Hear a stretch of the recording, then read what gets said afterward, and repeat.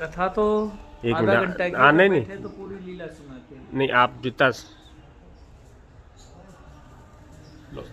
ये कदम का पेड़ है। यहाँ 5,000 वर्ष पुरानी भगवान राधा कृष्ण की लीला है और ये 500 पेड़ वर्ष तो अभी पुरानी का ही है, भगवान ज्यादा श्रीनाथ जी की लीला है। क्या सर? 5,000 वर्ष पहले जब भगवान श्री कृष्ण यहाँ आते थे तो राधा रानी के साथ में वन में विहार करते थे और यहाँ झूला झूलते थे। उस समय ये कदम वन कहलाता था। तो गोविंद स्वामी जी इस बात को जानते थे। गोविंद स्वामी जी ने कदम का सुंदर बगीचा लगाया जिसके नाम से कदम कंडी कहलाता है। और राधा कृष्ण झूले स्वरूप में यहाँ झूला झूलते हैं, इसीलिए झूला का मनोरथ यही होता है। पूरे सातों कोस में प्रभु का झूला कहीं नहीं पड़ता है।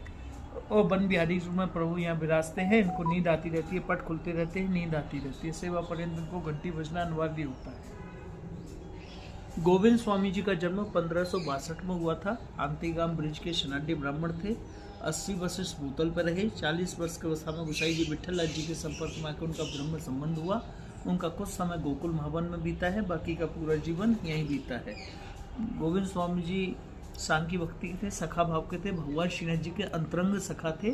और भगवान श्री कृष्ण के समय श्रीदामा थे, भगवान श्रीनाथ जी के समय गोविंद स्वामी जी के नाम से अवतरित हुए हैं। तो गोविंद स्वामी जी 16वीं सेंचुरी में इसमें रहते थे, यहाँ बैठक जी में 16वीं शताब्दी में 16वीं शताब्दी में। और यहाँ वन बिहारी जी की सेवा करके जब श्रीनाथ जी के मंदिर में पद गायन के लिए जाया करते थे, हिडोला ग्वाल दर्शन के पद गाते थे। 8 सखा थे, सूरदास, कुमनदास, छी स्वामी, नंदा, चतुर्दास, कृष्णदा, परमानंदास और गोविंद स्वामी जी।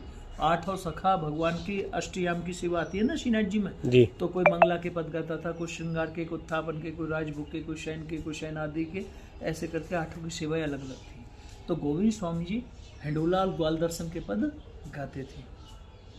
गोविंद स्वामी जी का जन्म गोविंद एक बात उस समय की है जब गोविंद स्वामी जी एक बार बाल्यावस्था में गिल्ली डंडा खेल रहे थे। तो उन्होंने जैसे ही गिल्ली में टोल मारा तो वो गोवर्धन पर्वत के ऊपर उनकी गिल्ली पहुंच गई। तो बालक जो थे डंडा को लिए हुए हाथ में और गोवर्धन पर्वत के ऊपर चढ़ गए।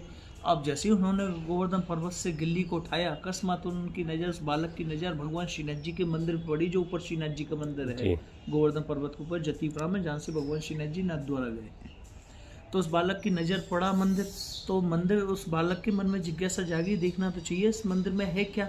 जैसे ही वो मंदिर के निकट पहुंचा और जैसे ही मंदिर के झरोखे में से झांका तो भगवान के श्रीनाथ जी के अलौकिक रूप के उस बालक को दर्शन राधे राधे। सोचने लगा बालक मेरा जैसा ही बालक है, मधुर मधुर मुस्कुरा रहा है, श्यामला सलोना, अगर ये मेरा मित्र बन जाए तो रोजाना गिल्ली डंडा खेलने में बड़ा आनंद आएगा।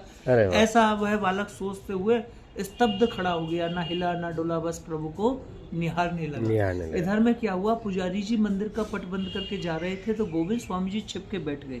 अगर मैं पुजारी जी को दिख